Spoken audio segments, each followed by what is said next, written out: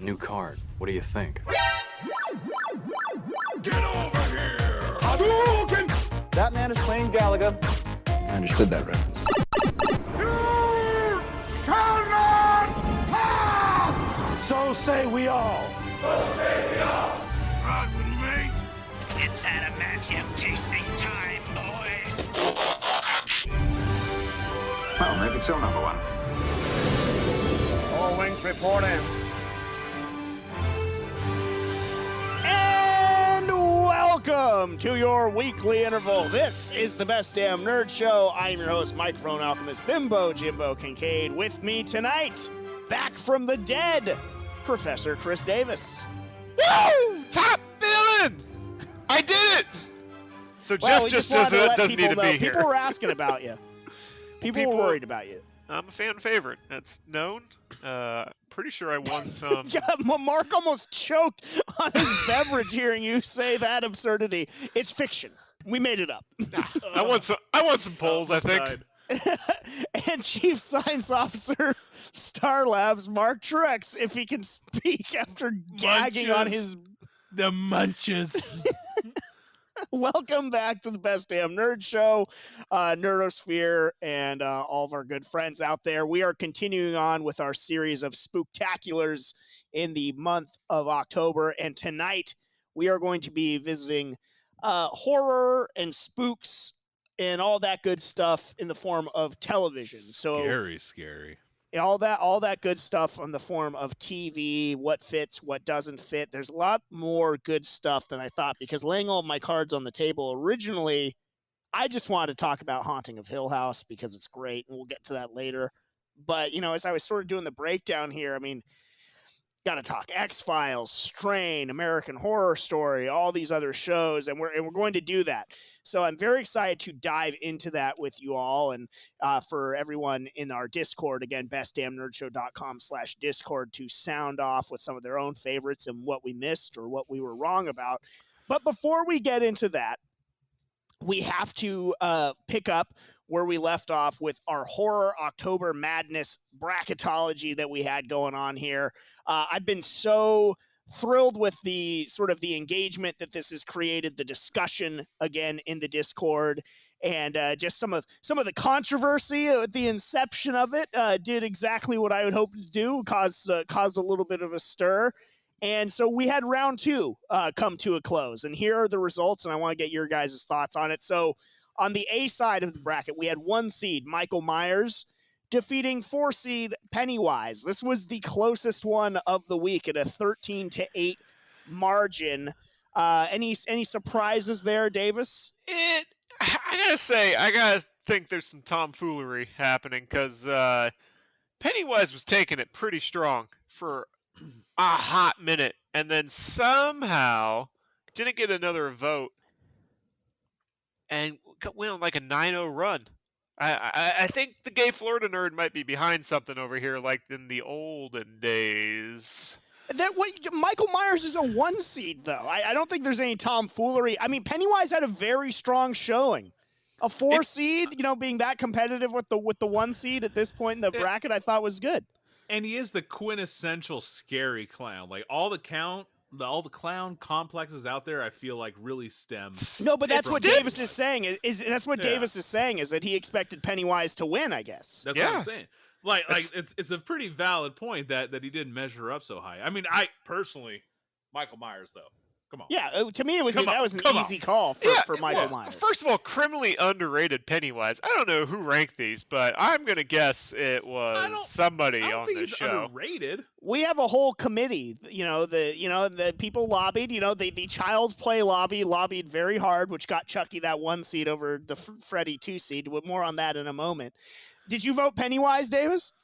Hell yeah, I voted Pennywise. He's been the greatest fear of my life forever. Ever since I saw it, it's been the center of my childhood nightmares and adult nightmares. Well, the new ones weren't good. Agree. Yeah, I just watched the 2017 one, and I actually really liked it. That was good. No, that was good. That was good. I mean, Tim Curry's untoppable. The hell out of me as a kid. Yeah, but and this that one is was great. that one is still scarier. That one's No, still it's scary. not. No, Tim Yes, it Curry's is. is completely comical if you watch it now. No. But the new one still had me jumping. I already knew the story because I knew Tim Curry's. This one was still good. Creepy as all hell. CGI really well looked like done. trash. Nah. I Super do like bad. the original more, but I do think the new one was pretty good. So, but yeah, no, Anyway, I thought for sure he would have been at least a 2 seed. That's all I'm saying. well, Michael Myers is moving on to the conference finals of his side of the bracket. He's the so actual boring. 2 seed, the actual 2 seed, Davis, from that side of the bracket was Jason. You're going to argue that Pennywise should be ranked above Jason? I don't think Same level. Well, you can't have more than 1 2 seed, and Jason was taking on the 3 seed Ghostface, which I think also is the right call there. I had originally coming into this, I thought Ghostface was going to go all the way to the finals, given new Scream movie coming out. It's a really great franchise. Mark and I were talking about it a lot. And Ghostface did not have a strong showing in the second round. Jason danced all over Ghostface's face. Ridiculous. And is moving on. Yeah, I would have liked to have seen Ghostface stay alive, but we are getting that quintessential matchup, Michael Myers versus Jason. But Mark, what say you about Ghostface falling flat in round 2? Here's the thing. Jason isn't even the original star of his first movies. You know what I'm talking about? He's a secondary character. And then he defeated Mrs. Voorhees in the first round, though. The essence of Ghostface is that it could be anyone. It could live on and on and on, be perpetuated generation after generation, and you don't know. You just don't know. And that's scary. It could be your best friend. It could be your ex, boyfriend's mother. It could be all kinds of people. Like, you have no idea. So that's scarier could be Gale Weathers. than this second string killer for a sequel, if you know what I'm talking about. Well, but Jason asserted himself in brand dominance by trouncing Mrs. Voorhees in the first round. Classic matchup that everybody wanted to see and was really happy about getting. Bat had to go. Davis, do you weigh in here? Ghostface, I don't know when you guys talk about scary movie like it's we're talking about Scream, bro, not Scary Movie. I mean, yeah, but I think about Scary Movie and Scream. Just when you think of these guys, how many of them are you having nightmares about? That's where I come down on this. I'm never having a dream about. Scream freaked me out way more than Jason did. But that's the thing, like, because the Scream nightmare is it could be anyone.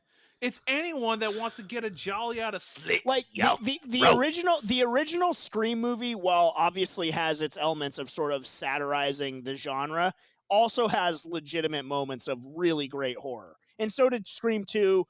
Scream 3, I still enjoyed. It's not the best entry into the franchise, but it did have Detective Kincaid played by Patrick Dempsey, so that's canon. Dude, the death of Cotton Weary. Come on. Yeah, and I loved Cotton Weary. 100% Cotton, my favorite talk show. But Jason is moving on to face Michael Myers. And on first the other of all, before you put a pin on that, Jason defeating his mother, anyone on the bracket would have defeated his mother. Let's just be completely frank. Okay. All right, that's fair. All right, on the other side of the bracket, the 1 seed, Chucky defeating the 6th seed, Norman Bates, very handily 17-4. No surprise there. Norman Bates scored an upset in the first round. I believe he got by Jigsaw, if I'm not mistaken. And so, no real surprise there that Chucky would win here. What say you, Mark? Definitely Chucky over Norman Bates. So Norman Bates is creepy. You got to give it that to him. But if you're going after horror, yeah, he's definitely an iconic in a very slow kind of way. Wow. You're throwing him against someone with the personality of Chucky. Get out of here, dude. You're not going to hold up against that. Some creepy dude wearing a wig in a shower. Like, get the fuck out of here. Give me that crazy doll with a machete. Like, that's scary as shit. Yeah, you ain't holding up. You ain't standing up to Chuck. Yeah, again, it's coming down to how scary are these things. And your dolls, when you look at dolls, they're creepy, man. You don't want to be in a room filled with dolls. That's insane.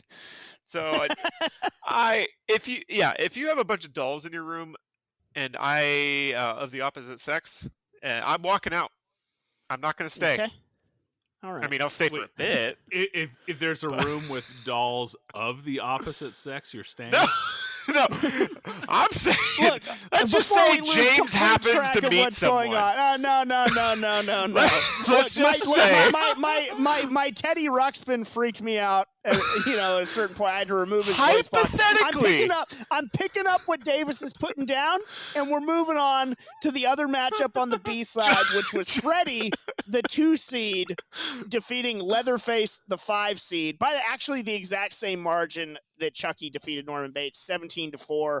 And so the controversial 1 seed of Chucky will face the fan favorite, the people's champion so far, the 2 seed of Freddy in the finals on that side of the bracket. So the conference finals are set as we head into who will make it to the finals. Michael Myers versus Jason and Chucky versus Freddy. Marco, who do you got and who's taking the whole thing? Ooh, man, that's actually a real good Final Four, a fantastic. No doubt about it. Jason versus Myers, dude. Jason's just a copy of Myers, so you got to go Myers on that round. Jason just doesn't hold a candle to it. As I said, he's already a copycat of his own dear mom. How scary is that? So here's the thing. Let me stop you right there before we go to the other one. I agree with you that Jason is a knockoff Michael Myers, but here is something that I am loath to admit to, but in a certain sense, I believe it in a lot of ways it's true, is that Friday the 13th and Jason might be more popular than Michael Myers is. And that pains me to say, but I think that may be the case. And so I am worried that Jason is going to walk out with a victory over Michael Myers. Not what I want. It's not what should happen, but is what I fear will happen. I feel like if that happens, you got to really blame the actor Mike Myers for trying to take back the name The love and guru. a generation. Yeah, that's what it is. Jason was still making movies in the time. Meanwhile, you had Austin Powers kicking around doing silly things. But he's Michael not scary. Myers was scary. I mean, people. Yeah, maybe the name might not be known by the layman as Jason is. But you show that mask. You show that creepy Willie Shatner mask, and that's gonna freak some people out. They will know. Look, there's no doubt that Halloween is the superior franchise, and that Michael Myers is the superior horror slasher character and the innovator and the originator. But I just worry about the sort of the Jason fans out there, the popped collar, tap out T-shirt wearing idiot crowd that will vote for Jason over Michael Myers because they don't know any better. I think you underestimate the intelligence of our Discord community, our fans. I hope you're right, and you know what? Maybe Michael Myers just had a tougher matchup with Pennywise than Jason did with Ghostface, and maybe maybe those voters will the rankings were terrible. That's why they were not terrible. It was. That's why it was close, because he belonged as at least a 3 seed. Anyways, James, I think you're onto something. I think the hockey mask might be a little bit more iconic to people looking back on it. So that might carry him. I want to say though, because I love our fans so dearly, that I think they're intelligent. I think they know which way to go here. And I will win the next host poll. Again, that's bestdamnnerdshow.com/Discord. Yeah, and I guess my fears maybe won't be realized because I don't know if we have a lot of the pop collar tap out T-shirt wearers in our Discord. So yeah, vote Michael Myers, vote early, vote often. Mark, I cut you off. Where do you see the other side going with Chucky versus Freddy? Freddy. That is what I like about these matchups. First of all, is that on one side of the bracket you got Mikey Myers versus Jason, which is very quintessential slasher. Dude, mask, blade, awesome. But on the other side that we're talking now, Chucky and Freddy, there's a real supernatural element to these two. When you break it down to the fundamentals, original stories, and so forth. So I like the way that this bracket's divided. But if you're going killer doll versus dude in the dreams, melty flesh, claw hand, I think Freddy might win out. He was scarier. Chucky was fun, and dolls are freaky, but a dude that gets you in your sleep, at least Chucky can kick him into some crazy vats and beat him up. But Freddy, how are you going to fight a dream? How are you fighting a dream?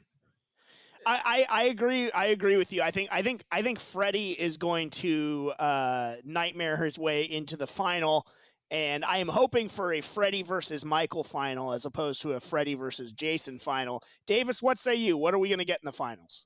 Well, like the Freddy and Rick and Morty, Chucky, you could run, but you can't hide because Freddy is taking you down. Easy. Bitch. Bitch. Maybe he can hide. I don't know. No, yeah. This is what nightmares were made of growing up. So many people, I believe, just have such a fear of Freddy, especially if they grew up with him. I think Freddy more than anybody. Just if you are going to get taken out in your dreams, that is so terrifying. You can't go to sleep. You can't do anything without getting killed by this guy. So Chucky is just a doll, which are creepy, but Yes. you can also just rip his damn head off. So I'm going to go Freddy. And again, the criteria for voting on this is whatever you want it to be. It's whichever character you like more, franchise you think is better, who you think is scarier, any criteria that you want to use. Just vote however you wish. And I would say the franchise is much better too. Chucky, I don't know. I was never a huge fan of the Chucky movies, but I do respect them. But I just believe Freddy's better. So right now, Davis, who's going to be in the finals? Freddy and who? It's going to be, if I believe that our fans are smart, then I would say Michael Myers and Freddy. Love to hear it. That's three endorsements for Freddy versus Michael Myers in the final. I wish it wasn't so. I do. I'm a Chucky guy, but I kind of think Freddy is going to come out top. If you guys had your way, though, regardless of how the voting went, who would you have there? It actually would be Michael Myers and Freddy. Is what I would have sort of. I was worried. I guess I overestimated the staying power and popularity of Ghostface, because coming into it, I thought it would be Ghostface and Freddy, and that changed a little bit. Now I'm worried that it might be Freddy versus Jason. But when everything was laid out, I was like, oh, I'd love to see, Michael on his side should definitely be in there, and Freddy on his side should be the other one in the final. So that's what I saw from it. Coming into this, that's a great question for Mark as well. What did you see? What did you want, Mark? Once the brackets were laid out, I kind of thought it would probably come down to Myers and Freddy. Not gonna lie. Like, while I had favorites out there, who are your favorites though? Sweet. And who did you want? I really wanted a Jack Frost upset in the first round. I really did. I can't even remember who it was against, but like, even when I saw the bracket, I couldn't vote for him. I was just like, it's not. It might have been Jack versus Chucky, actually. Yeah, it was something I was just like, no chance. Did the Thanksgiving turkey make it into the bracket? No, it did not, bitch. That's too bad. I would have loved that upset. Maybe next year. Maybe next year's a Cinderella sentimental favorite. Horror-themed holiday. Oh, we could do that. Yeah. Santa's sleigh. Dead Man, Santa's sleigh, Black Christmas. Maybe Jack Frost might be a 1 seed for that one, actually. He might come back as Leprechaun as a top might come back. Yeah, could be. Could be. All right.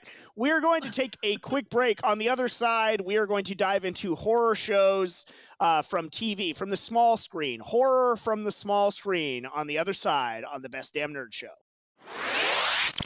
Hey everyone, Chris Seglia here, CEO of the Tenno Media Network. I would like to say thank you for checking out one of our podcasts, but we need your help. You can support Tenno in a multitude of ways. By going to our website and checking out our latest podcasts, by buying some sweet merch, joining our Discord, or getting early and exclusive access to all content via our Patreon. Your support means the world to us, and you can find everything on our website, www.ten-o.gg. That's ten-o.gg. Thank you again, and now, back to the show. It's me, Iron Nerd Min-Maxer, Hanzo Gonzo, inviting you into the Tenno Media Arena to see whose nerdiness will reign we're gonna get sued. will triumph a lotly. Come check out all the battles on the 10 Media Network Patreon, or you can just skip to the parts where Steve physically breaks something for no reason. See you there.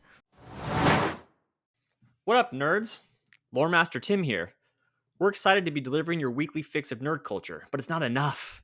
We need your life force to sustain us. So use those hot little hands to subscribe, rate, and review us on Spotify, iTunes, Apple Podcasts, YouTube, or however you take your medicine. One of our favorite pastimes on the BDNS is reading fan mail on air. So sing us a song of hatred or love, and you may just hear your beautiful words being featured on an episode. That's why it's important, nay, essential to rate and review us. Until then, as always, nerds, say it loud, say it proud. Welcome back to the Best Damn Nerd Show. Jimbo in with Mark and Professor Davis, who's not dead. Welcome back again, Davis. Good to hear your voice. It's good to have internet again. He says he's not dead yet. Not dead yet. Not a Raiders but fan. We are talking about TV show horrors and all the frights that came on the small screen. And so I want to take you all back to our childhood and sort of where it all began for you guys when you started getting into scary stuff on the TV. And, again, this is one of those things that when I was building out this episode, the genesis of it was like, well, I want an excuse to talk about American Horror Story. Excuse me. I want an excuse to talk about Haunting of Hill House. Great show. But then as I was sort of building out like ways to get us there, I was like, oh man, we got to talk about all these other shows too. And one of those for me was Are You Afraid of the Dark? That might be, I was born old. So the Twilight Zone was a big influence on me, but I do believe, if I'm not mistaken, that I was watching Are You Afraid of the Dark first before I was catching episodes of the Twilight Zone. I might have been sort of aware of the. What are you laughing at, Davis? I hope you at least started on Are You Afraid of the Dark, because this whole old kid thing is just getting worse and worse for you, man. Like why? I just worry about what your childhood was. What are you talking about? If this is what you started on, it's fine to go into that, but it's just a little weird, man. Why is it weird? Okay, so further fleshing it out, like I got my start. Like, if we want to really talk about the first creeps I was listening to, it was old time. It was old time radio. I was listening to like Shadow? Inner Sanctum. I was listening to The Shadow, which isn't exactly horror, but that's how he got his start. Was sort of introducing horror stories, and the Whistler, Tales of the Macabre, like on the radio. It's old time radio that at the time they put on cassette, and that's what I used to listen to when I go to sleep. Who did that as a kid? I did that as a kid. Yeah, I know, but that maybe that's cool that your dad and your mom did that. But I don't know any other child that's how they started. Well, I think unique. it's cool, and it was shaping for me, and it led us here to the Best Damn Nerd Show, didn't it? It did. So I guess all's well that ends well. But yeah, now that I think about it, I go back even to pre-TV horror. So Tales of the Macabre, Inner Sanctum, 0 Hour, War of the Worlds, some really good stuff. And now that I think about it, actually, with my mom actually introducing me to the Twilight Zone, that was, now that I'm thinking about where I was living, yes, was before Are You Afraid of the Dark. But let's start with Are You Afraid of the Dark, which was a great show in its own right, one of Nickelodeon's all-time classics, and I have such fond memories of watching Are You Afraid of the Dark, right? I mean, just like how they're sitting around the campfire, the Midnight Society, all those sort of like things that they built out with it. I loved it. And Davis, were you an Are You Afraid of the Dark guy? I was. It wasn't a channel I got, again, like as a lot of these things, as we talk about our childhood. And so it was kind of like, oh, what a weird childhood. Didn't get Nickelodeon. I didn't get Nickelodeon either. I know, I'm making a point, Mark, that he's shitting on my childhood. I played outside in the woods and scared myself in real life. Yeah. Why don't you listen to The Shadow?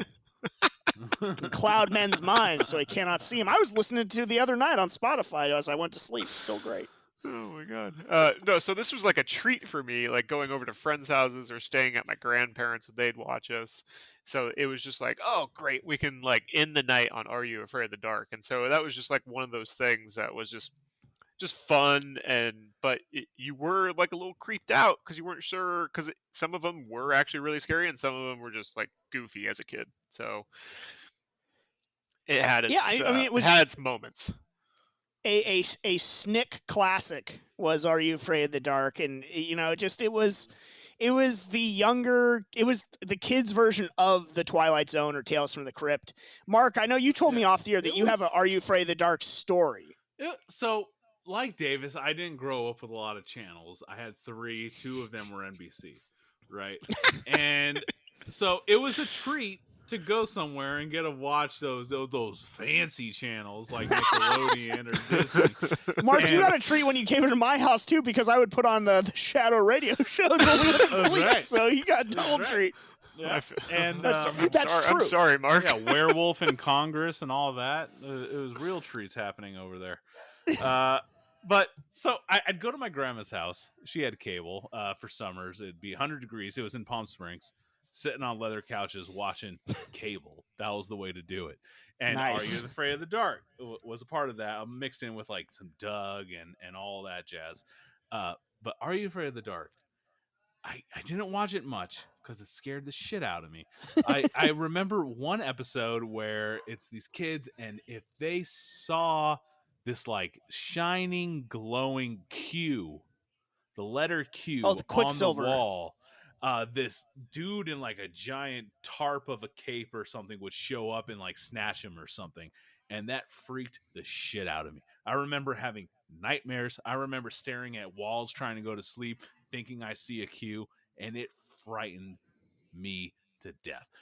And I stopped watching Are You Afraid of the Dark? I was like, no, I'm good. Like, whatever. Put on that MTV or whatever. If I was at grandma's house. Like, nope, no more night programming. That's for big kids. I'm not into that. If I'm not mistaken, I believe that is the tale of the Quicksilver. And yes, I remember that episode. I think there are a lot of great episodes. Are You Afraid of the Dark? One that has stood out to me over the years in a sort of silly way is the tale of train magic, which Are You Afraid of the Dark just invented this whole story about that there's like a special kind of magic called train magic. And like Trains? that just happened. It involves trains, and like there's this like elderly, wise character that's like, oh, you don't know about train magic? And it's like, no, fucking never heard about train magic. But that's definitely one that stands out to me. But Are You Afraid of the Dark, with the episode where they're at the theater, and that was where I first really saw like Nosferatu, because they had that episode where he sort of came out of the movie screen and everything like that. That was great. But I think maybe my favorite Are You Afraid of the Dark episode was the Pinball Wizard one, which is about that like, asshole employee kid that gets trapped in the mall playing the pinball game that he wasn't supposed to and saving the princess. Do you remember that one, Davis? I do remember that one. Yeah. I not like details on it specifically, but when you bring it up, I'm like, oh yeah, I remember that. It was one of the ones too where it had like a not happy ending. Like he's still stuck like trapped in there. Yeah.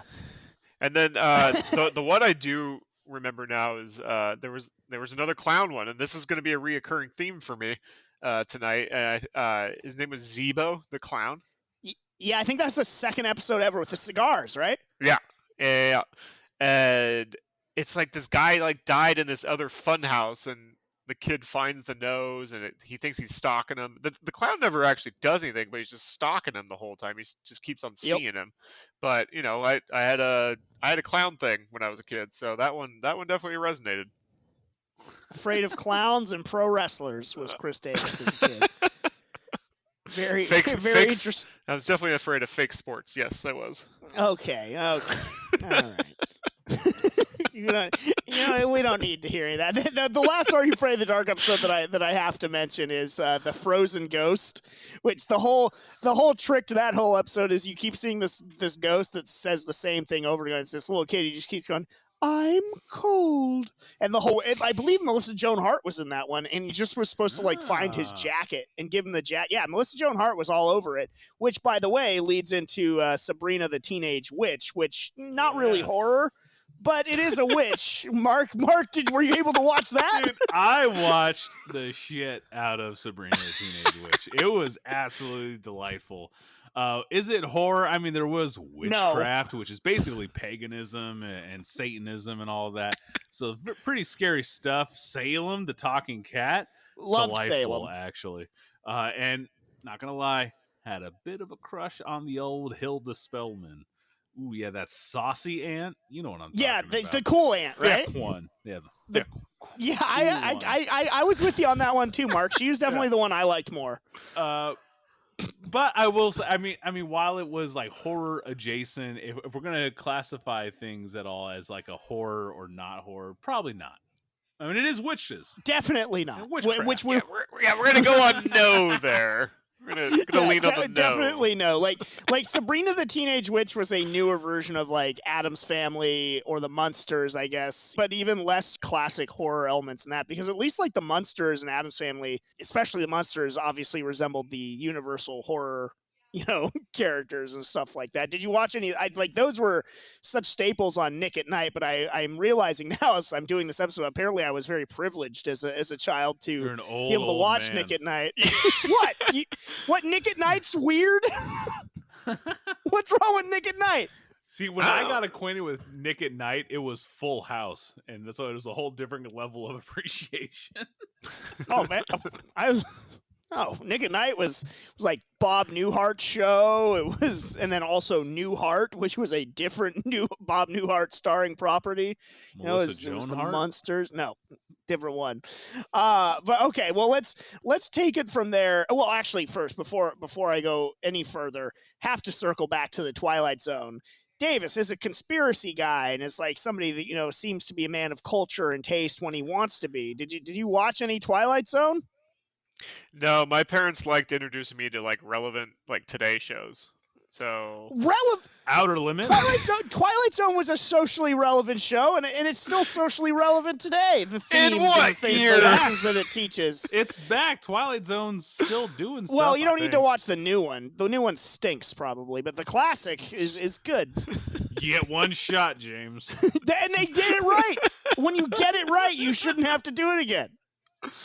That was not something that I was introduced to, and I've only watched a few episodes in my later years, and so it's not really. The plane, the demon on the wing. That's always like the classic. Yeah, Nightmare at 20,000 feet. Yeah, and that was William Shatner. That was probably all I needed. That's a piece of iconic horror television. Willie Shatz, dude. It's not even my favorite William Shatner episode of The Twilight Zone. He was in another one called Nick of Time, where he and his wife are in a diner, and there's this little fortune teller machine that has a little devil head on it, and he gets obsessed with it, asking questions about their future. Great episode. And he finds out too much and ruins it, probably, correct? That's iconic, but not the devil on the wing? No, the devil on the wing is iconic as well. I'm saying he was in two... Both of them were, and that little devil fortune teller has appeared, I believe, in the Twilight Zone movie, and even in that new shitty series that you probably love, Mark. Actually, I haven't seen it. Yeah, so won't even watch it. You just hawk your new wares without I'm still ever on like in them. the Black Mirrors and stuff. I've been slow rolling Black Mirror for the last few years, so it's definitely like without Twilight Zone and things like that, I don't think Black Mirror would have existed. That's true. Yeah. Twilight Zone and The Outer Limits definitely gave birth to Black Mirror, which is an excellent show in its own right. Have you guys done Bandersnatch, by the way? How many times have you done the Bandersnatch? Bandersnatch, for those of you who aren't aware, is a choose-your-own-adventure Netflix experience presented by Black Mirror. Oh, yeah. I've only done it once. But Same. It allows you to go back and restart from other points. So we saw other alternatives and things like that. Oh, no, I'd want to start from the beginning again. What's cool is there's more companies starting to do that play. Like DC, of course, DC Comics, the best. They're doing an original animated movie. I think it's for Death in the Family. That's a choose-your-own-adventure, Death in the Family telling in an animated movie. That's cool. Just like how it was back in the day where you could call in and get the results and decide what happens. They're doing an animated movie in that essence. But yeah, Bandersnatch was sweet. I really like Black Mirror, but without shows like the Twilight Zone, and definitely I would peripherally watch Outer Limits and things like that, those anthology series. Mm-hmm. It wouldn't have happened, which is pretty cool. Yeah, and for those of you that want to culture yourselves and watch some Twilight Zone, some episodes I can recommend to you. The Howling Man is one of the best episodes, and it involves trying to catch the devil.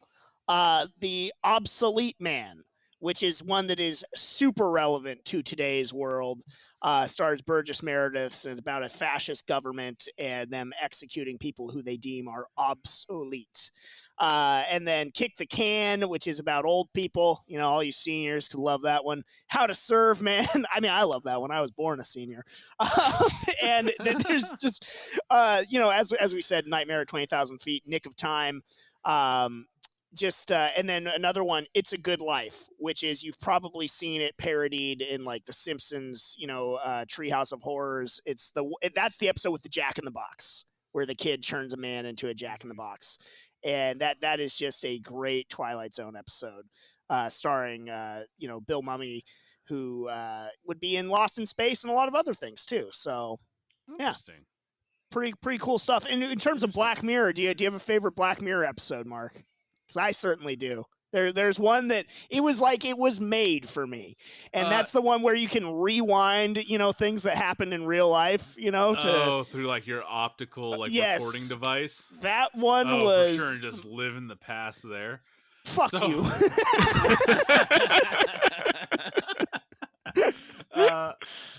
There's a lot of really good ones. I think probably the one that blew my mind the most was the one with the husband that died and then they reprogrammed a body. Oh yeah, that one was crazy. Yeah. But the one that sticks in my head the most recently, because as I said, I've been slow playing Black Mirror. We've been slowly going through, because they're like mini movies. You don't have to binge it. You could just watch one and it's its own standalone thing and come back to it later. Was on the most recent, I think it's the most recent season, how behind I am, where it's the dude, was it Anthony Mackie, is playing a fighting game with an old childhood friend of his, something like a Virtua Fighter, but you can go into a mental VR state and Virtua Fight. I don't know if you guys have seen this. Mm-hmm. Then they end up banging and doing each other, and they have this whole yeah, me and Jeff watched that one together, actually. Oh, it's totally fit for you guys. I see that. Yeah. And that's like the last one I've seen, and every now and then it comes back to my mind. I'm like, Jesus Christ. Davis, are you a Black Mirror guy? I've probably seen a handful of episodes. The one that I remember the most is the buttons of social media. You can give them an up or down vote. With Bryce Dallas Howard. That's one of the best episodes for sure. That one was a little bit too poignant, so I I don't know. They just hit on the nose a little too hard, and you're like, man, I really hate society. Black Mirror learned from the best, the Twilight Zone, which is still socially relevant to this day. Way to go, Rod Serling. Note to all you parents: start your children on Twilight Zone when they're young. Start them on pulp radio series, and then the Twilight Zone. Amazon has their own adjacent one. I think it's the Philip K. Dick Electric Dreams, something like that. It's a similar sort of show, and same thing. Anthology series with some big name stars doing in each episode of sort of, sci-fi technology adjacent items. Pretty cool. All right, I want to segue into an idea of Mark's, which was horror or not. I'm gonna toss out some shows here, and I'm gonna leave it to you two to decide whether a show is actually horror or not, and it'll allow us to sort of say a word or two about said shows as well that we haven't touched on yet. And there's a couple. There's a bunch of big ones that we still need to talk about here, but let's start first with True Blood. And Mark, I'll kick it over to you. Is that horror or not horror? I gotta say, here's the thing. The fundamental base of True Blood is vampires. On top of that, you got werewolves, you got all kinds of other creepy ass monsters and things. I'm gonna go with True Blood is a horror. Fundamentally, it's a horror show. And when this came out, what's neat? I mean, you got to take it into context of the time too. This is when Twilight was all the rage. It was when Vampire Diaries was all the rage, and people wanted to fuck themselves a vampire, you know. But True Blood gave you them sexy ass vampires, but they were also scary. They were scary. There was death. There was damn nature. You're scary. Yeah, I got. All right, so Mark's saying yes on horror for True Blood. Give Davis, it a horror. Davis, do you concur, or do you agree or disagree? I gotta disagree on this. I think the foundation, like Mark is saying, is there, but when it comes down to it, it's just I don't think they actually deliver on a horror aspect of the show. It's just seems like a tween drama, quite honestly. Now, are you thinking of True Blood, or are you thinking of Vampire Diaries, Davis? Are you getting confused with Vampire No, I'm Diaries? thinking of all of them. All of them. True Blood, Vampire Diaries, The Estates, was that one? You gotta have love when you think of vampire, because one of the key vampire powers, if you think about it, is that way of glamoring people and infatuating them to fall in love with you. Yeah, and that's a quintessential thing, and that's a big thing in True Blood, where they're basically conning. It's like mesmerism almost. Yeah, exactly. And that there's definitely some scary spots and jumps and things like that in the first few seasons that you start getting adapted to this world that vampires live in that's mixed with modern society. I'm out. All right, it's a no. How much? All right, you two are split on that one. All right, this next one, I'm interested to hear both of your takes on it. Horror or not horror? The Walking Dead. Mark, we'll start with you. Ooh, this one's tough because, as I've said on this show, big fan of the comic book. Big fan. Read the comic book first, read it the whole way through. And so when I watched The Walking Dead, I don't think of it necessarily as horror. I relate it to just comic book, which is almost, in a way, become its own subgenre in today's medium, I feel like. Yeah. When people see some of these, it's not an action thing, it's a comic book thing. It's a superhero thing, right? And it could be a plethora of different subgenres within. But it was very much horror. I mean, the first couple of seasons where it is straight up man versus zombie, extremely horrifying. Then once they first get into like the governor, where it's people are the monsters, scary. Then beyond that, you're just into the thick of it, and it's just like, yeah, this is everyday life. People suck. Well, let's keep fighting. and I enjoyed it, but it was no longer horrifying. It was just like, yeah, like get it fucking twisted.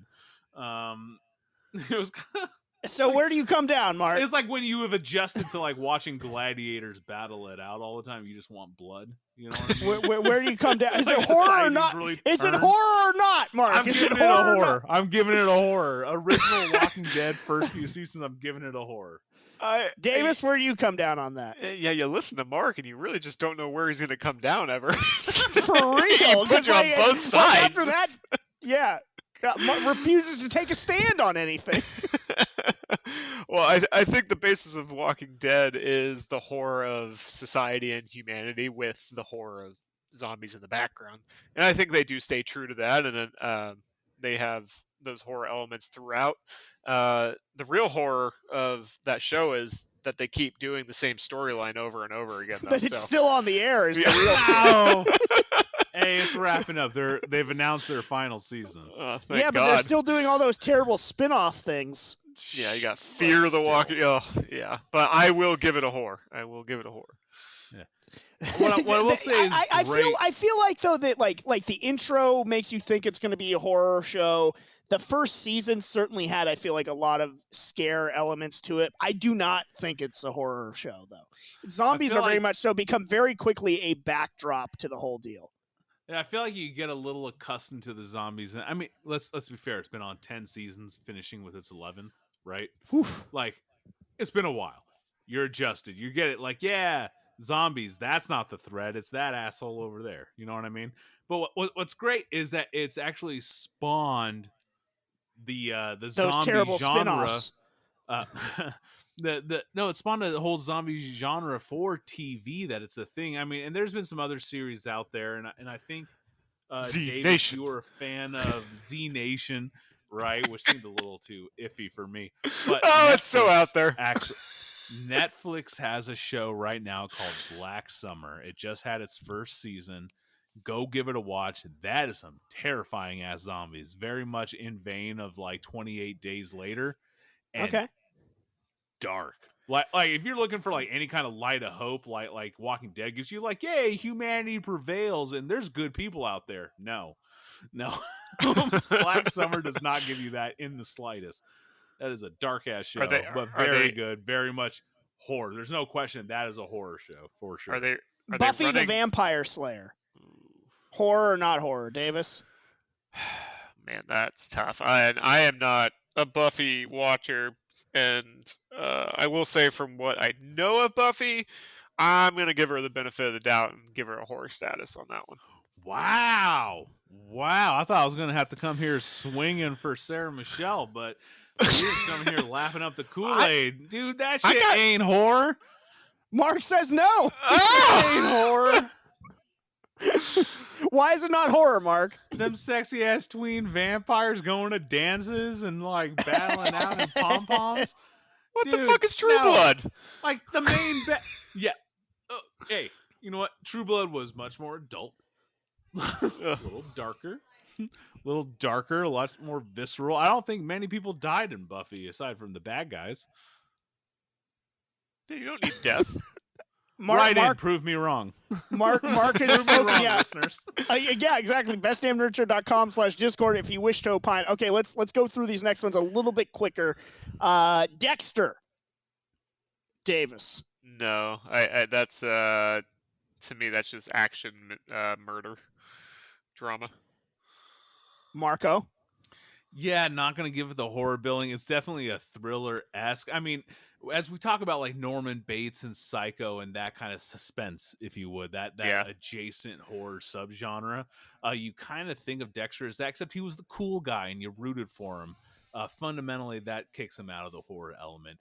I think it's great there's a new season coming, although admittedly, haven't finished. Like a true fan, I stopped at season 4. After a you-know-who lady bit the dust, without spoilers. I think you might have just spoiled it enough with that. There's ladies. There's ladies in there. Ladies? Ladies. All right, how about Stranger Things? Mark, we'll start with you. Stranger Things. I think that's... Okay, love Stranger Things. All 3 seasons. Really enjoy it. Season 1... horror, terrifying. Yeah. There's the fear of the unknown. What is happening? Yeah. What's this upside down? Lots of shadows. They killed fucking Barb, tentacles. And rightfully so. Yeah, nailed it. Barb sucks. Terrifying.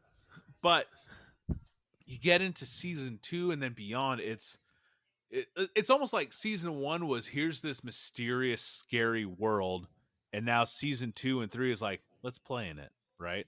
And so you're already kind of adjusted as a viewer. It's no longer horrifying. It's just what's happening next with these characters. Like, I know what the world's about. I'm not going to be shocked by, oh, look at that Lotus monster or whatever. So where do you come down on it? Season 1, I find it in the horror camp. As it's evolved now, it's just more of a sci-fi. I think seasons 1 and 2 are definitely sci-fi horror. Season 3 is a sci-fi comedy. But it's almost like a cosmic horror. It's almost Cthulhu. Ish, yes. Davis, where do you come down on it? I'm in agreement with you, James. On season 1 and 2, the Mind Flayer to me in season 2 still gives it a pretty good horror status for me. The season 3, I don't feel like has any of those undertones that is definitely missing compared to 1 and 2. All right, these next 2 are going to springboard us into our next topic. So, Supernatural, Davis, horror or not? Oh, man. We're taking on monsters of the week. We're taking on demons. I have demon blood in me, Dean. What are we doing here? Is it horror or not? Not really. Is it scary though? Not really. No, it's but is not. It horror? But yeah, you got the foundations again, I think. And I think there's enough episodes in there with Monster of the Week. There's some jump episodes here and there. I mean, they like they're in haunted houses. They're in haunted sanitariums. They do a lot of the standard stuff. And the fact that you even have to question that you have to question it, that is weird. But I think just with check it out, Pig and a Poke.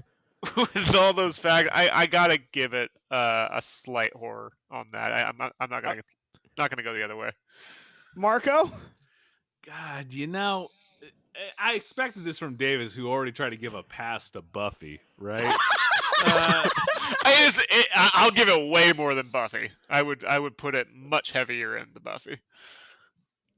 Yeah, I mean, it's there. It's like flirting with horror. I don't know. I don't quite buy it. Is it actually scary? I don't think so. I guess they're dabbling. It's around. another one that it's scary that it's still on the air. That it's. But I guess it is now. It's a zombified version of what it once was. Finally, yes. Yeah, and I mean, not to speak ill of Supernatural. Jared Padalecki, good friend of the show, comic book hangout friend, from Comic-Con. Yeah, let's tell that story, Mark. Tell that story. So at Comic-Con, like most great things, some of the gander and the fun of it is the people watching, and that includes past the wee hours of midnight.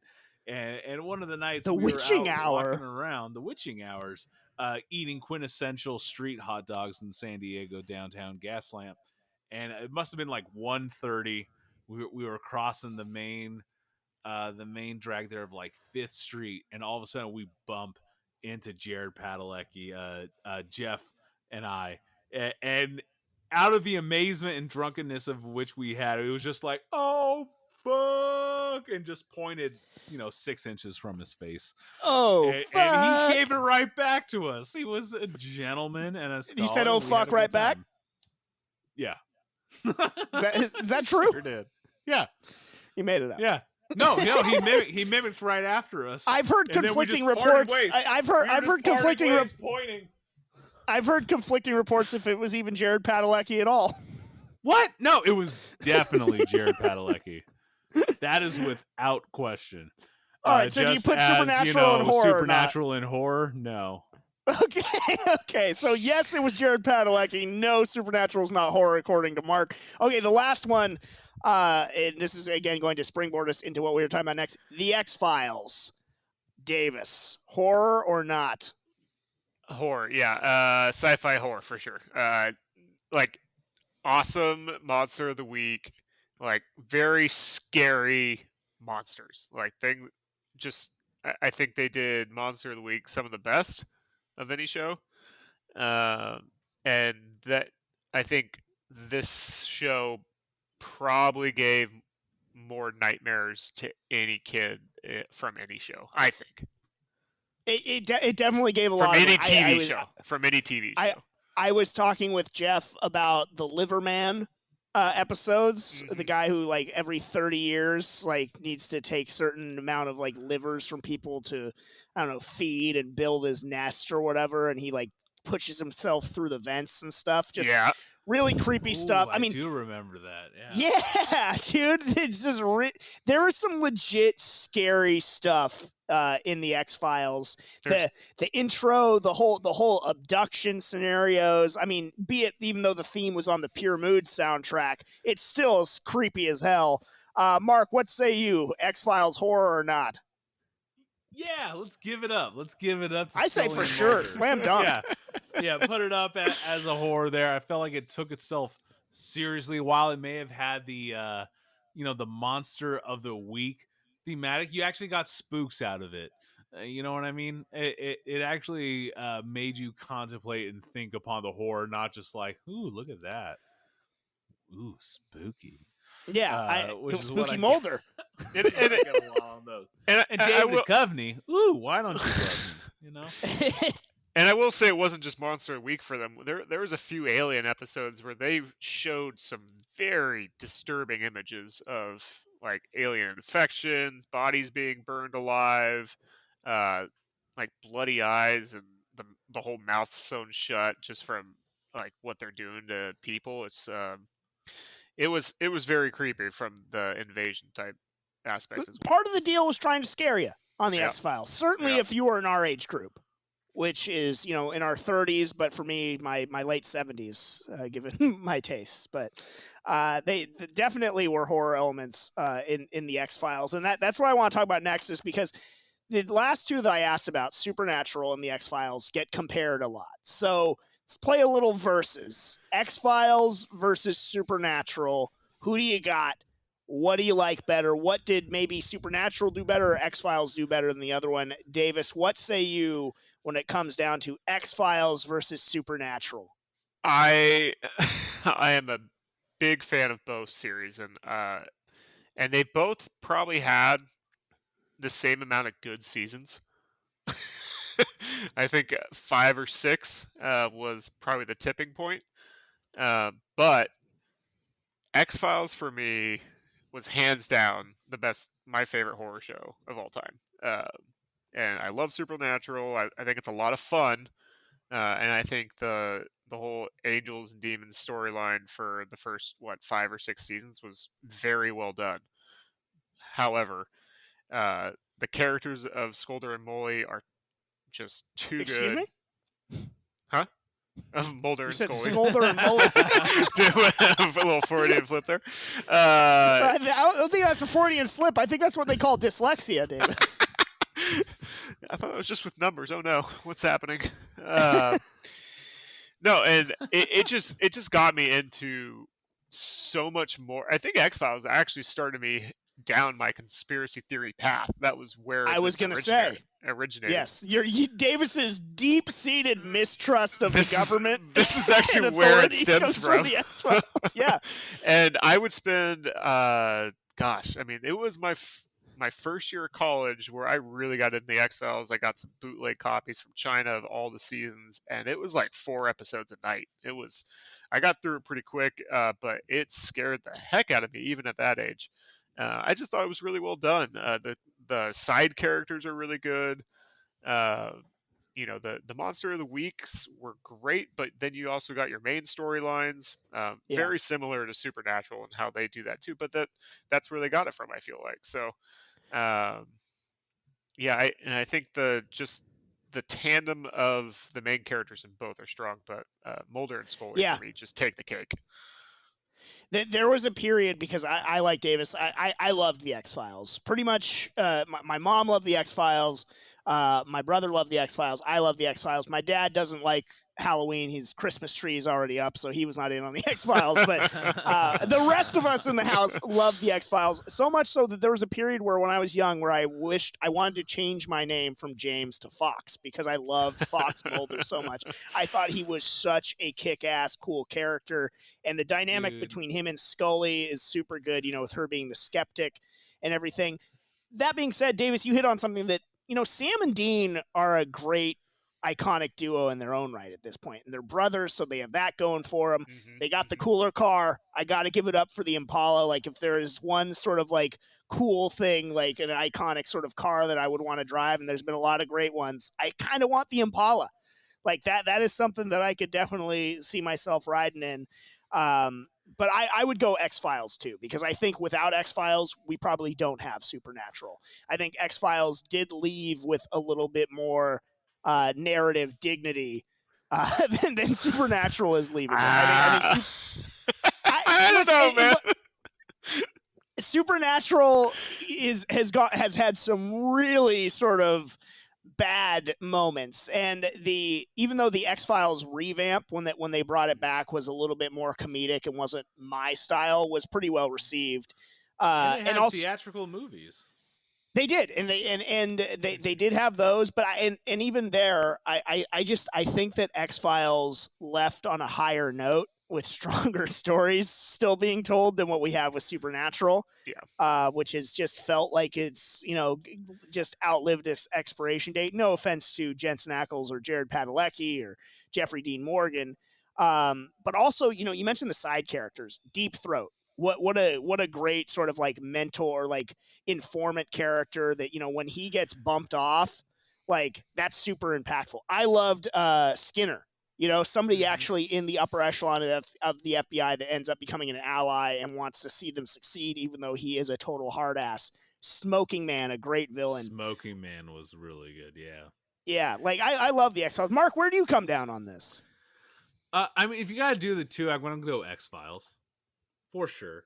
I think the fact that they had theatrical releases really helped cement it into the, the populace, the overall, hive mind of horror and sci-fi fans and things like that.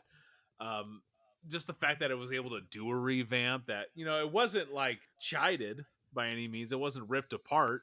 It still held and delivered for people is great.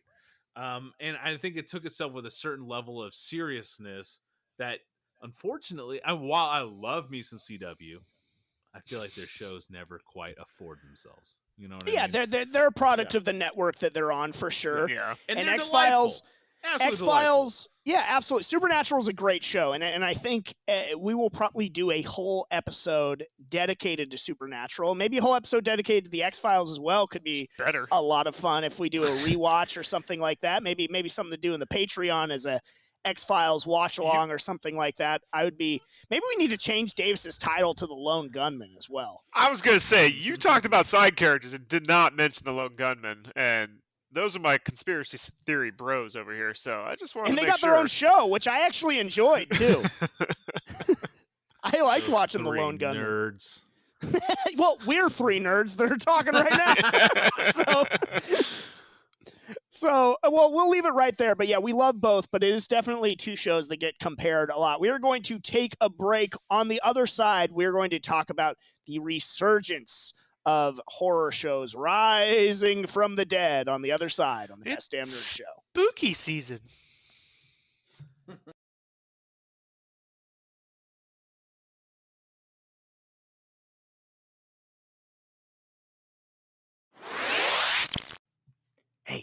Hey nerd, Lore Master Tim here, and I've come with a rather indecent proposal. We want you to join in the conversation. If you aren't already a member of our Discord, what are you even doing? You can also find us on Facebook, Twitter, and Instagram at the BDNS. And if you're crazy, odds are we'll talk about it on the show, so get kooky, and above all, let's get nerdy. Hey guys, it's the loquacious anime and manga lover Jahns here. Now I have watched a lot of anime, and I've read an abundance of manga. So you would think that I have a pretty interesting opinion on the culture. From classics like Golden Boy and Ghost in the Shell, to masterpieces such as Psycho Pass and Gantz. Come and join me as I talk about the world of anime and manga, which has had a huge impact on my life. And who knows, whatever I talk about and recommend to you guys could become one of your favorite series. Ammo with Jammers. It's the microphone alchemist Bimbo Jimbo here, and when I'm not verbally super kicking Last Jedi fans on the Best Damn Nerd Show, or fantasy casting The Rock in another movie on the DLC, well, that's when I actually get to talk about wrestling. That's right, come join me in the Wrestling War Room, where I take my mic to the mat and launch my hot takes about the Wednesday Night War between AEW and NXT. The Wrestling War Room, which side are you on? Hi, I'm Mark Truex, and you may know me as the CSO of Star Labs from the Best Damn Nerd Show, and I'd like to invite you to join me and the Imperial Commissar Jeff Budd on another podcast of ours, the Ultra Monthly Podcast, a retrospective and monthly show where we dive deep into the Ultraverse, the 1990 superhero comic book universe from Malibu Comics, and we believe it's prime time. The Ultraverse got the love it always deserved. Are you an Ultraforce fan? We are too. You missed the glory of the 90s comic book boom? So do we. And are you obsessed with these Ultras? Damn right we are. And you can join us monthly as we geek out over classic characters like Prime, Mantra, Rune, and the Nightman. So jump on now to the Ultra Monthly Podcast and subscribe today on Spotify, iTunes, and everywhere podcasts are found. Welcome back to the Best Damn Nerd Show. Bimbo Jimbo in with Mark Truex, Chris Davis. We are talking horror shows on TV, not just horror shows from our life. That'll probably be an episode for another time. But finally, we're going to be talking about some of the more modern horror shows, modern-ish. Some of these are a few years old now, but it's funny how time works. But getting into what I wanted to talk about this whole episode, so I can wax poetic about such shows as The Strain or Haunting of Hill House, which are so near and dear to my heart. But horror shows definitely seem like to be having a resurgence. They're becoming more popular, with American Horror Story. And then after that, they're becoming more plentiful. Why do you think that is, Mark? I feel like just with the television medium as itself has been over the last 10 and 20 years has lent itself to more and more networks taking chances on things. You know what I mean? It's kind of like the death of the sitcom model on the stereotypical detective dramas and things like that. And people are letting themselves on how can they tell these elaborate stories that are almost movie-esque, if you would. And with just the sheer amount of networks, there's more chances being taken. And that's why I feel like so many of these shows, like we've already talked about, Stranger Things or even homages to past shows like Black Mirror, American Horror Story, The Strain, which is epic, Hill House, which is really just reinterpretations and longer epic yarns of ghost movies stories that have happened in the past. Yeah. It makes itself more accessible now because there is that demand for variety. And I feel like we're in a real golden age of like horror television now, unlike we've seen ever before. I would agree with that. Davis, what say you? I would agree that we're getting into that era, but I'm not seeing a whole lot of shows that hold water for long enough to really mark itself in history as like the best. Like they do well for a little bit. Like I'm talking Stranger Things, the new, according to you, James, the Hill House Haunting, the second season's just kind of fallen by the Haunting wayside. of Bly Manor. Haunting of Bly Manor is crap, and we will talk more of it. Actually, we'll talk about it now. You brought it up. We'll talk about it now. I'm sorry to cut off your point, but we're doing this. Yeah, now we're doing this. Haunting of Bly Manor is the most unfortunate follow-up to a series since True Detective Season 2, only worse. Haunting of Bly Manor is one of the most boring shows I have ever watched, and I watched it all the way through so I could properly speak on it here, lest I be accused of not liking something out of pocket. Again, I watched every episode. I watched it diligently. I paid attention. It was a slog to get through, and none of the characters are interesting, and these are actors and actresses from Hill House that I loved and I was so invested in.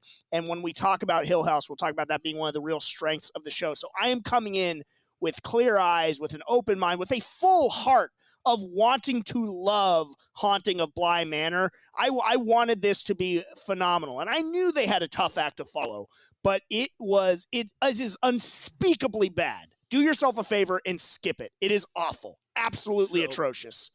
I'm on the accents alone are Tim Childs-esque level of accent in Bly Manor. Super must awful. Be good. Tim Childs is a hell of a man and an actor. No. Yeah, well, he is, but I'm only through the first 3 episodes. I will say, episode it's 1, boring. I'm hooked. I'm in. Episode 1 was good. Episode 2 and 3, heavy backstory, which is to be expected. Not a lot of jumps. What backstory? There's backstory. What did you learn? I learned about Miss Jessel. I learned about that creepy boy and why he's creepy. Like, yeah. Perfectly splendid. Perfectly splendid. I will grant you do get the best character in the whole series in episode 2 of that season, which is the boy's teacher in that episode. And you know what? Sorry, Mark. Spoiler.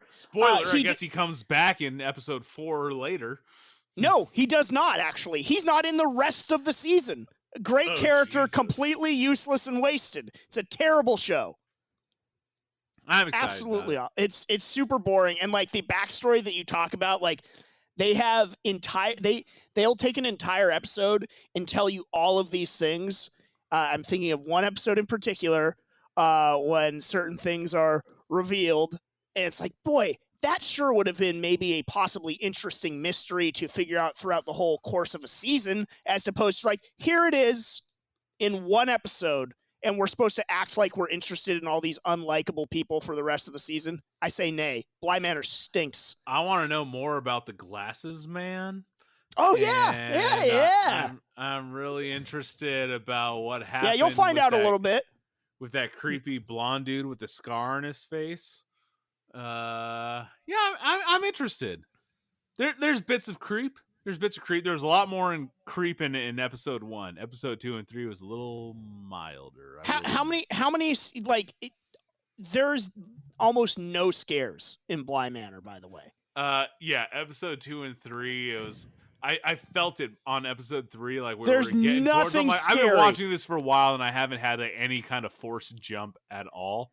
Something's got to be coming up, and there was right at the end, right before the credit roll. But it's a forced jump that was just more of like a trick of the camera than they like the first else. 3 or 4 episodes. I feel like it's just one trick though. It's just the shining glasses. That's it. They just keep. That's all they keep doing. That's all they got. It is so unbelievably lazy and poor. I cannot believe that it's from the same creative team, the same creative minds that gave us Haunting of Hill House. But Davis, if you remember where you were going, you were talking about how horror shows don't seem to stand the test of time and sort of dwindle after a hot start. Yeah, I think they get it right from the start. A lot of times, like season 1s are killer on a lot of shows, and especially on the new ones, and then it just fizzles and they kind of lose why they started it. So it's just late. A lot of the new shows just have hot starts, and maybe it's just for a couple episodes. Like I was watching Castle Rock, it started really good, and then it just died. It just fizzled. It was so boring. There was let's see, American Horror Story lost me in the 2nd season. Each season's totally different from itself, though. I know, so is Hill House and Bly Manor, and but they lose. Dude, Asylum was good. Asylum is what hooked me. It wasn't even the first season. First season, I felt like I kind of slogged through, and then Asylum is what hooked me with American Horror Story. That was season 2, right? Yep. I remember you. So Mark really liked season 2, Davis. Maybe it was season. What was season 3? That was Coven, right? Coven, which was great. Coven was really good, I thought. I didn't like Coven. Yeah. That's when Kathy Emma Bates, Roberts came into the mix. Yeah. Not a fan, huh? No, I like the first 2 seasons, and that's where I thought it started going. So Coven was dope. Coven was dope. The house is in New Orleans. It was great. You can go see it. Done it. Yep. Saw it. Done it. Did it earlier this year. The owners get mad. But you bring up American Horror Story, Mark. What is it about American Horror Story that you love so much?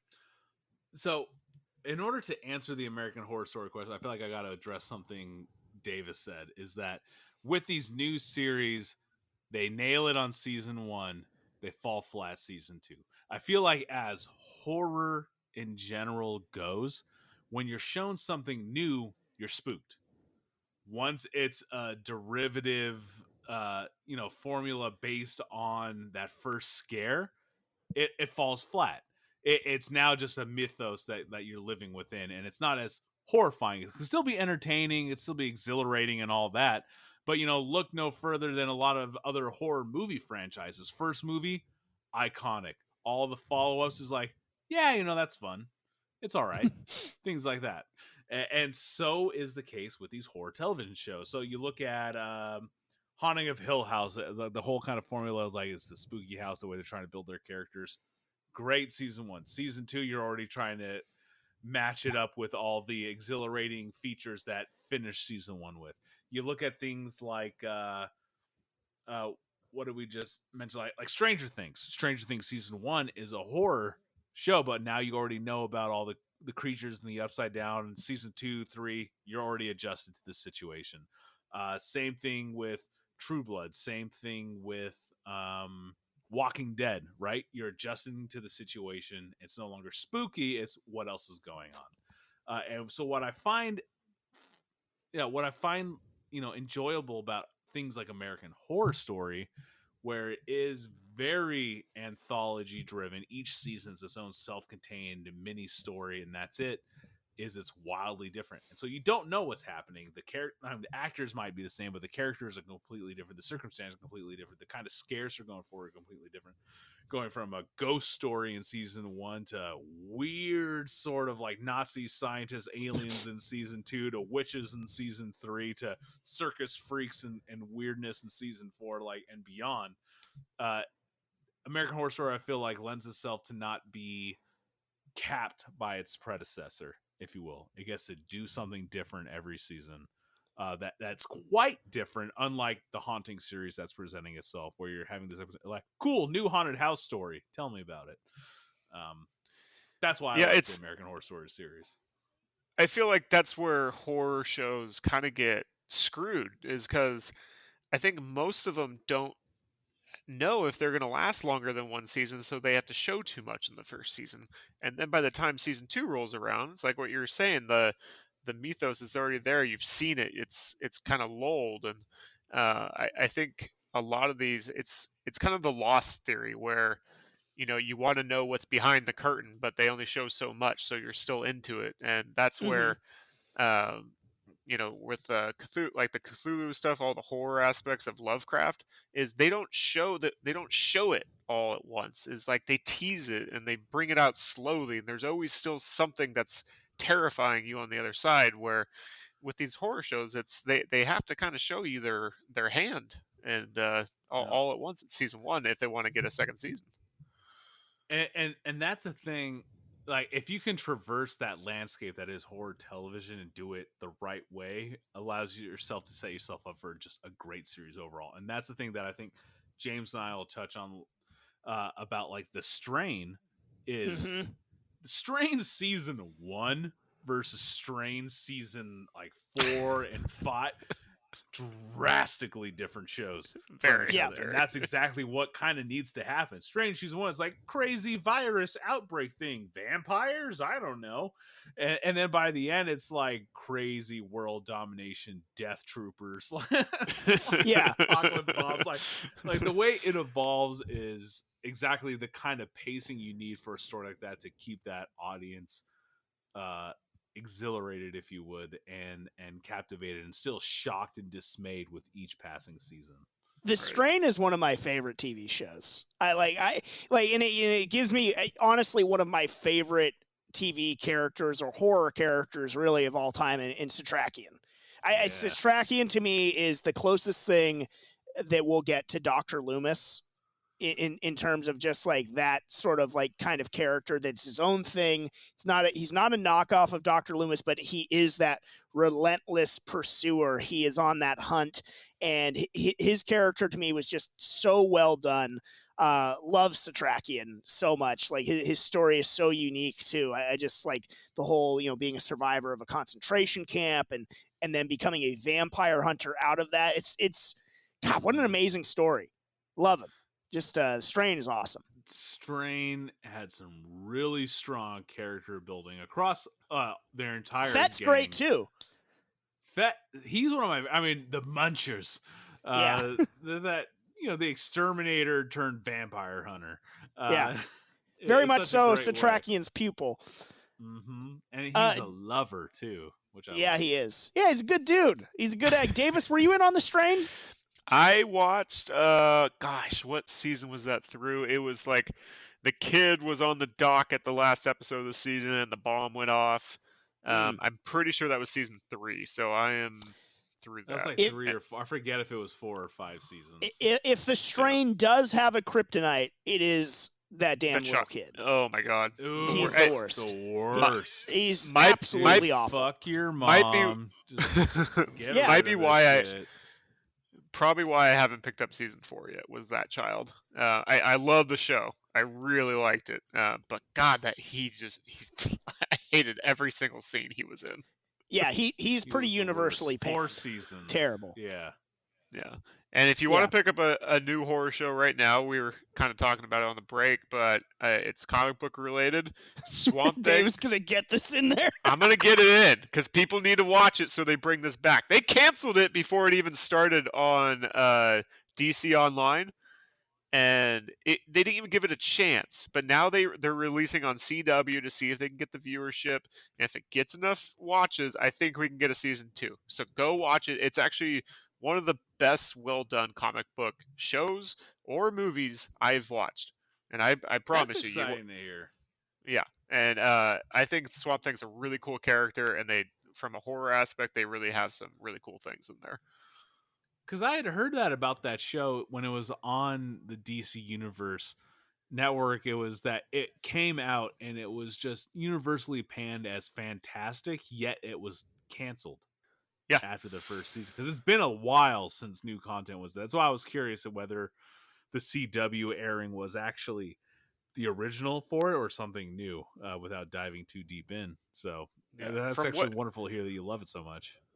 I loved it, and from what I could gather, it was just a budget thing from the start, and they had to cut it short a few episodes, so they had to get it in, but it still worked. But I think because of what they were doing from a business side of things, they couldn't renew it, and so they just knew that it had to be canceled. So, but the actors were really good. The character building was starting to be really good. So give it a shot, even though you might not get a season 2. Davis is on the payroll for Swamp Thing. Yes. I am on the payroll for Haunting of Hill House, and I know I was just dragging Bly Manor, and rightfully so. But again, the main inspiration for this episode was to give me an excuse to sing the praises and promote Haunting of Hill House, which is one of my favorite horror properties of all time. One of my favorite TV seasons I've ever watched. I've watched the whole season multiple times, especially the finale, which they really stick the landing, and it's not your typical sort of horror ending that you would expect from a show in terms of the darkness or lightness of the tone of the ending. But having watched it so many times, I think that they really nailed it. Hill House, to me, it's like Royal Tenenbaums in a haunted house. It really is like, the scares are there, certainly. But to me, what stands out about Haunting of Hill House is the fact that it makes you buy into all these characters, to this family. You actually get invested in them. You care about them, which makes the scares more impactful, because when you're invested in the characters, like, oh, I don't want Luke to die, or I don't want, Theo to die, all these different things. So, like, it's well written. It's Mike Flanagan, who did Oculus, by the way, which is an underrated horror film, which we have talked about Katie before. Sackhoff classic. Yeah, feed her some plates. Yeah, Karen Gillan's in that. But actually, the Lasser mirror is in Haunting of Hill House. And one of the really cool things is, like, there are Easter egg ghosts in Haunting of Hill House. Like, in the background of scenes, they'll put ghosts that don't figure into the story per se, but they're there to sort of like add to the creep factor. And you have to really look for them. So there are Easter eggs within it. I love all the characters, and I love the writing. Like, there's just so much good about Hill House. Mark, what did you think of it? Hill House, I gotta say, every single episode creeped me out. Everything. Even looking back on it, the different kind of ghosts that haunted individual characters, of the crook neck ghost, the bent neck lady. The bent neck lady, and the ultimate revelation of what that was. Yes, I still look back on it. No. It resonates with me. I gotta say though, the bowler hat giant guy, I felt like I never got a payoff on him. Did I misread it? He's the one that sort of that bolted himself in. He was the scratching in the walls. Yeah, but that's not enough. I like, definitely not agree. after the like, bent neck lady. Like, that's not enough. So there were definitely things, and there was talk about, like, oh, are they going to go back to Hill House and sort of flesh out, like, almost do a prequel series about these characters and stuff like that to flesh out those backstories? We definitely didn't get a ton on that, but I was okay with that because it was about the family. It really is about an evil house. And, if you haven't watched Hill House yet, pause or fast forward a few minutes, earmuff it, because do yourself a favor. It's 10 episodes. It's October. It's the perfect time to do a binge watch of Hill House. And I was just captivated from the start. And I told you off air, Mark, I was going to, tell you how I watched Hill House. I didn't know anything about it going into it. I just saw that like Netflix had put this new horror show on there, and it was, like probably late afternoon, early evening when I put on the first episode or whatever. It's 10 episodes long. I stayed up all night long watching Haunting of Hill House. Like, I had to know. It is the definition of a page turner, but in television form. Like, I just, every episode, I was like, okay, what's going to happen now? Like, kind of, as it got darker and darker, I'm getting creeped out, but I'm loving every minute of it. And, by the time I got to the last episode, it just, I went on this crazy, awesome journey. And, I am not ashamed to admit the last episode makes me cry. Like, it's emotional, and they pay off so many things. And that's a credit to the acting in it. It's a credit to the storytelling and the writing. I think the character of Nell Crane is just one of the all-time best in horror. I love her character. Both adult Nell and sweet little child Nell is just so adorable and like lovable and sweet. Like the jumping between time in Hill House, it's just amazing how Bly Manor got that so wrong, because the sort of flash forwards and flashbacks in Hill House do such a great job of layering the storytelling. I love it. I will say that the way they did that in Hill House worked beautifully, because you're working with the kind of the same characters going through their independent journeys, and whatever flashback they were kind of giving you was giving you actual like connection to something going on in the present. Correct. And I feel like, again, only 3 eps into the Bly Manor, the flashbacks I'm getting with the introduction of Jessel, it's more just like, oh, but here's finally that character we've talked about, but like, yeah, nothing's really piecing out here with it. I will admit to that. I'm still excited to see where it goes, but I'm not necessarily invested in Jessel except for the confirmation of like, oh yeah, she's the lady in the lake. Spoilers.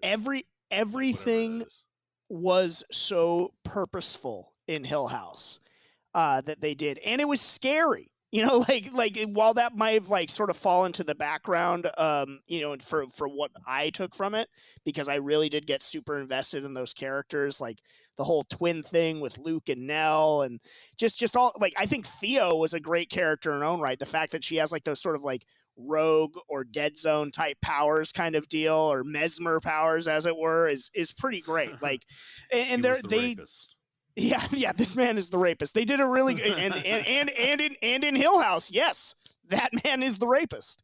Spoiler alert, everybody, if you're still listening. But like they did such a great job with it that, like, I'm gonna probably put it on again after this episode.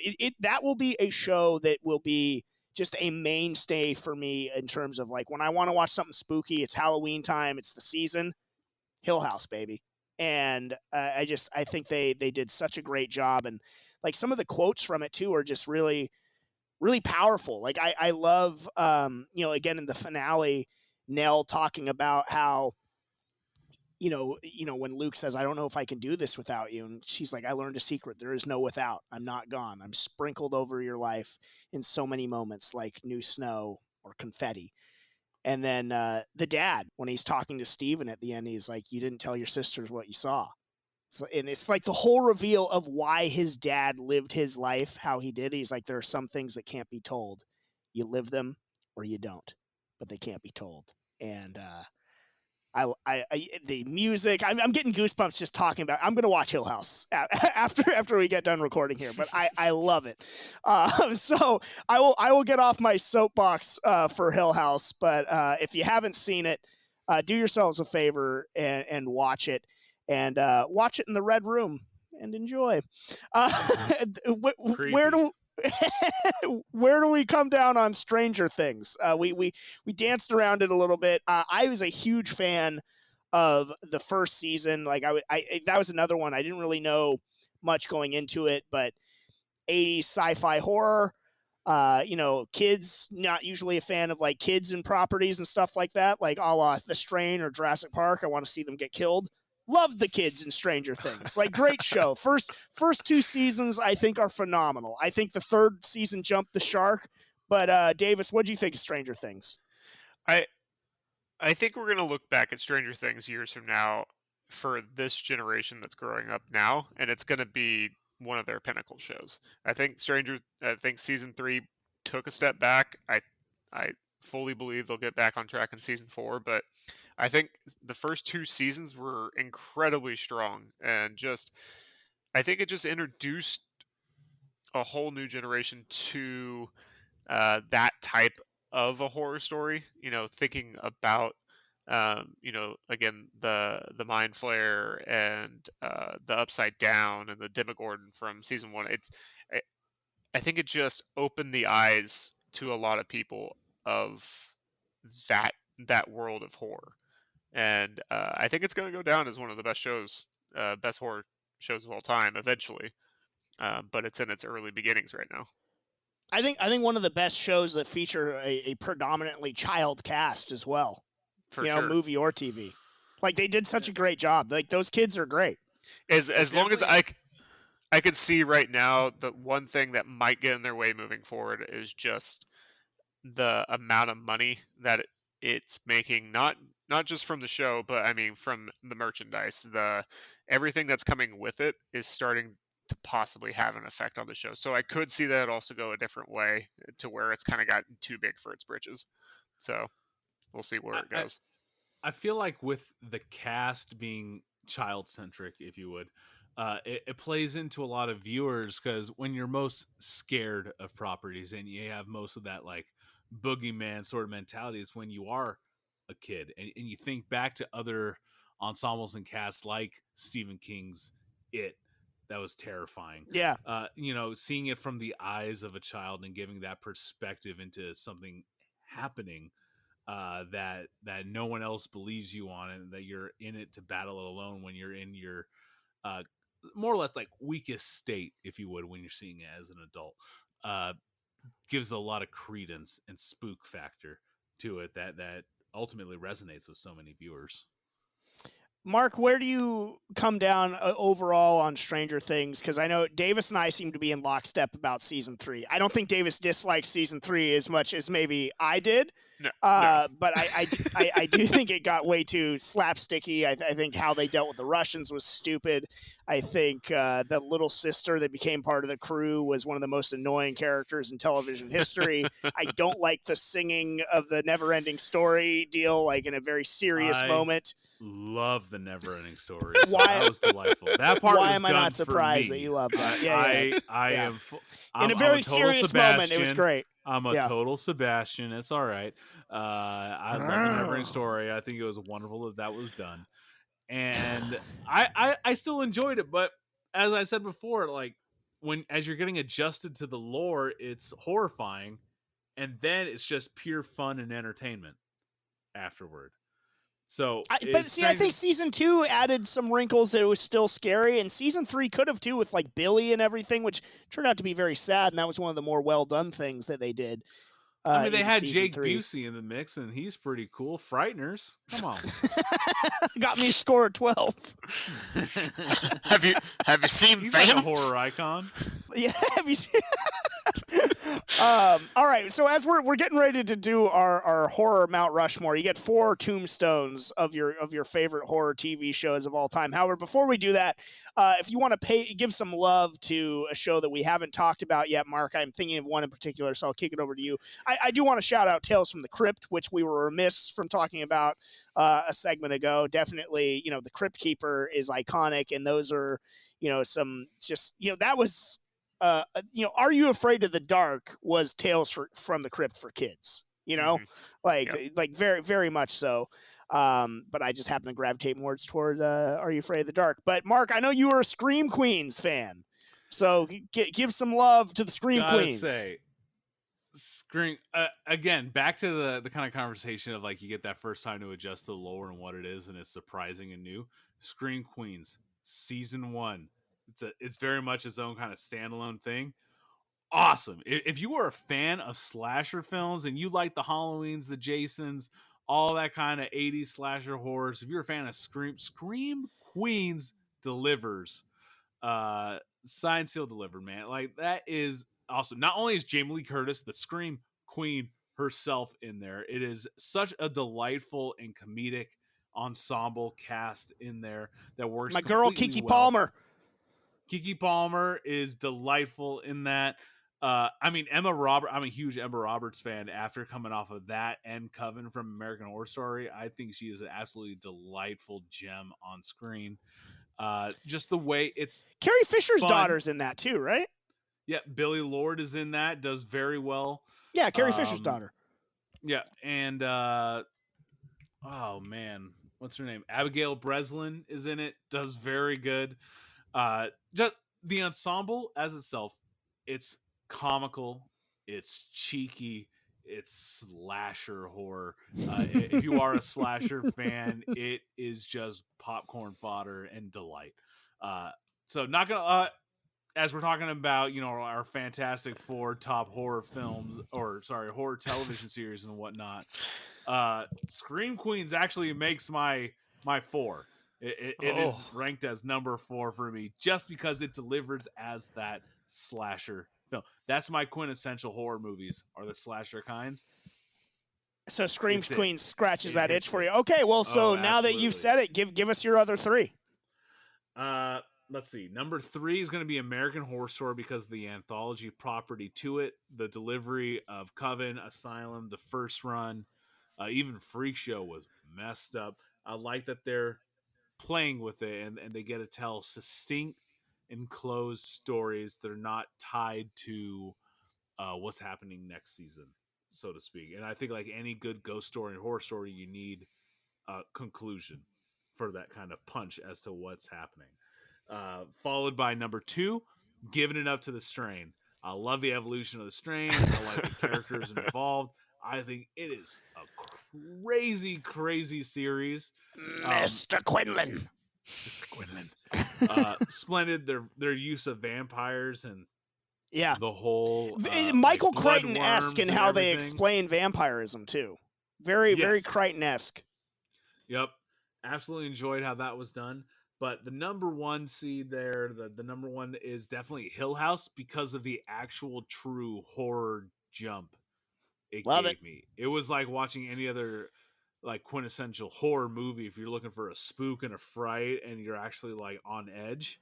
But you get way more of it because you got 10 episodes of it. So you got 10 hours of just awesome. And it didn't let up. So I will say Hill House, like for genuine horror, clocks in at number 1. So I didn't rank mine 1 through 4, but it's just, they're the 4 that made it on the Mount Rushmore, the Necropolis, the 4 tombstones. Davis, let's get yours first though. Yeah, I can't say I ranked mine either, and I think mine are more, I wouldn't say my favorite, but I think they belong. So I'm gonna go that route. So just where we're at there. So first of all, I think a lot of TV series stem from this, and we've already talked about it a little bit.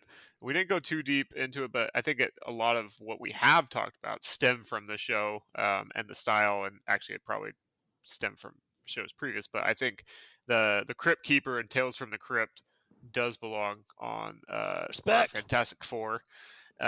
Just a fantastic show for horror.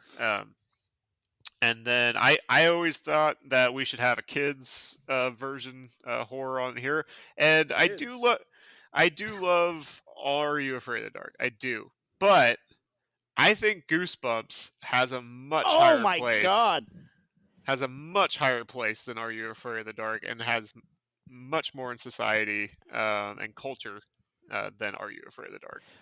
We are remiss for not mentioning Goosebumps. I actually had planned to say that this episode was rated GB7 because it might be too spooky for kids under 7. Now, Goosebumps, the TV show, definitely does not have the same impact anywhere close that Are You Afraid of the Dark did. The Goosebumps books, absolutely very important. The show, I loved those books. the books, like when the Scholastic Book Fair came to town, you best believe I was getting as many goosebumps as I could get my hands on. Slappy, Beast from the East, give it to me. Terrifying. Say cheese and die, horrifying. Yeah, I will say I just thought great cover art too. You know, like that, like that's something like I thought more. But I the thought show. Goosebumps, I thought the Goosebumps show had more effect, at least in my group, in my circle. Goosebumps resonated a lot more than Are You Afraid of the Dark? Man, that's just because you didn't have Nickelodeon. Are You Afraid of the Dark? I feel like it stood the test of time, and it's way more of a following now. But okay, what else you got? Let's see, and then my one recent one I will put on there because of what I said earlier. I do think it will go down as one of the best and most iconic horror shows of all time, and that is Stranger Things. I am putting that on my Mount Rushmore. I think that's just going to introduce so many people to like the Lovecraft, to D&D, to all these horror aspects that come with that. I think it's just going to open a lot of minds. So I put that on there. And then my number one show, not only my favorite, but I think one that definitely belongs on here is X-Files. Yep. It has to be on there for me. There's no question. I think I could question my other three and put other shows on there, but that one I don't think I could ever move. Yeah. No, I think that's a good list. I'm glad Tales from the Crypt made it on somebody's because it is an important show. My Fantastic Four, as Mark has now dubbed this, which I love. So we're doing that. The one that I knew that had to be on here was just when this first popped in my head. And before I get to my list, I got to shout out Alfred Hitchcock Presents, which is another great old school creepy tales show. And obviously when it's done by Alfred Hitchcock, it's going to be good and it's going to be creepy. And yes, I'm old.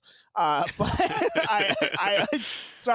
I'm an old soul, people. Can I say, Twilight Zone has to be in the Fantastic Four. It is such an important show. It's, it might not be the scariest, but for the time, it was certainly, you're dealing with, you've got aliens, you've got ghosts, you have living dolls, you have all these different things that Twilight Zone was dealing with, and some iconic moments like we talked about, like Nightmare at 20,000 Feet. How to Serve Man, it's a cookbook. It's just some really great sort of like the M. Night Shyamalan-esque twists that were in Twilight Zone that before they were cliche. So Twilight Zone is definitely on there. X-Files as well was another one. There's just like that, Davis, you said it, is that a lot of sleepless nights for people in our age group caused by the X-Files, because we were probably just a shade, maybe too young for some of those episodes, to not be just completely terrified by them. It might not have been, as scary for a little bit of the older crowd, but for us coming up, yeah, X-Files definitely on there. I'm going Are You Afraid of the Dark? Because look, it's a Nickelodeon classic. It's a SNCC tradition. The whole like Midnight Society, the campfire thing, telling ghost stories as kids. It's iconic, and some really great stories and memories of watching Are You Afraid of the Dark? And then of course, Mark sang the praises of Scream Queens. Davis sang the praises of Swamp Thing. I will die singing the praises of Haunting of Hill House, one of the best shows ever, period, regardless of genre. So it's got to be on the Fantastic Four here. And I knew Hill House would be on my list, and I'm gonna watch it as soon as I hit stop on the record tonight. I'm putting on Hill House, I'm gonna enjoy it all over again. I might have to start it tonight. I mean, you're giving it, dude. Please, this big a praise. And text me as you're watching. It's one of those shows like I'm trying to get Jeff to watch it, and I'm terrified that, for him, it might not live up to the lofty sort of hype that I put it up to, which it probably can't, but it is so damn good. I mean, it's on quite the pedestal at the moment. So yeah, so Hill House definitely on there for me. But this has been a lot of fun talking about some of the horror TV shows. I'm sure some of these we will revisit again, like Stranger Things, like X-Files, Supernatural, Hill House, and so some of the other ones too as we go along. But I love October on the Best Damn Nerd Show. I love getting spooky with y'all. That is going to do it for this episode. Have a great week, everyone. And remember, if you're a nerd, always say it loud and say it proud. Hey everyone, Chris Seglia, CEO of the Tenno Media Network here. Thank you so much for listening to our content, but we need your help. Please rate us 5 stars, subscribe, and give us a shining review wherever you listen to this podcast. It really, really helps us out. And one more thing, please tell a friend if you can. Tell them Tasty Steve, Hanzo Gonzo, Markman, Rip, Ricky Replay, or someone who everyone loves sent you or something.